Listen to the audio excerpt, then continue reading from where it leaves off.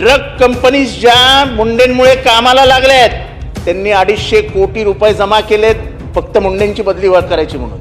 यांचे अधिकारी पैसे घेतात, जाऊन सांगतात की सेटलमेंट करा, जे काय होईल ते लॅबमधनं रिपोर्ट फेल होईल। लॅबमधनं रिपोर्ट फेल होऊन येतो, मॅटर बंद का पैसा मिळता है। महाराष्ट्रभर गरिबांना वाटणाऱ्या तांदूळामधनं जाणारे दगड, ह्याच्याबद्दल कारवाई कधी होणार? पहिल्यांदा सगळ्यांना संधी आहे। मला या खात्याला महाराष्ट्राभर चर्चेत आणणारे माननीय आयुक्त तुकाराम मुंडे यांचं मनापासून अभिनंदन करावं असं वाटतं की महाराष्ट्राला कॅन्सरनी घेणारे जे कोणी लोक आहेत त्यांना रिंगणात आणणारा हा माणूस आज तुमच्या कार्यालयात, तेव्हा त्याची काळजी घ्या।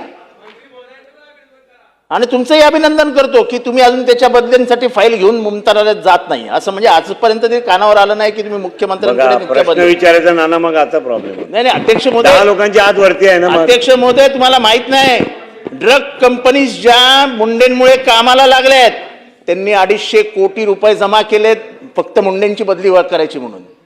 सगळे कामं धंद्याला लागलेत। हे सगळ्या लॉबीज आहेत, इंटरनॅशनल ड्रग लॉबी कामाला लागली आहे। अध्यक्ष 250 कोटी रुपये तयार केलेत, 250 कोटी रुपये।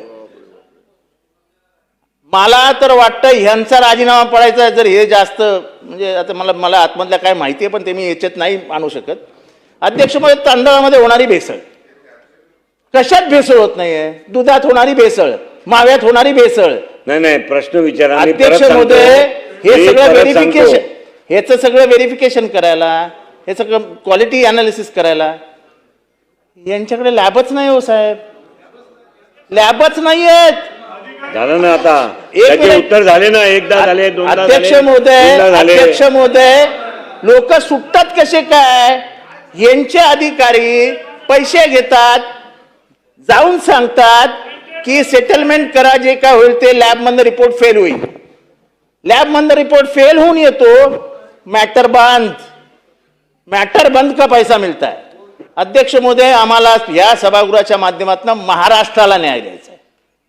अध्यक्ष महोदय, एवढं मोठं डिपार्टमेंट आणि आजपर्यंत भातकळकर साहेबांसारख्या माणसाने प्रशांत बंब विचारा तुम्ही। आता प्रश्न आम्हाला हे सांगा, संधी देणार नाही तुम्ही, प्रश्न विचारणार नाही तर संधी देणार नाही। तुम्ही लॅबोरेटरीज फायनल चांगल्या कधी सुरू करणार ते सांगा, त्या अंतर्गत कधी करणार, किती कालावधीमध्ये लॅबोरेटरीज कामाला लागणार, कुठे कुठे नव्या लॅबोरेटरीज उघडणार, आणि एवढे दिवस या लॅबोरेटरीज उघडल्या नाहीत, त्यांच्या मशिनरीज चेंज झाल्या नाहीत, याची जबाबदारी तुम्ही कोणावर टाकणार?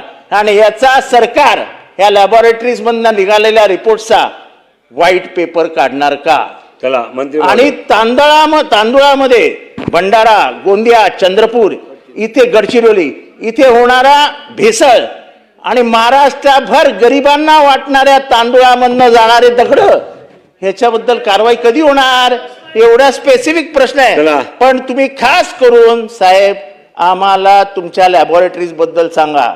झिरवळ साहेब, स्वतःचा खिस्सा वगैरे व्यवस्थित सांभाळून ठेवा, कापला जाणार आहे।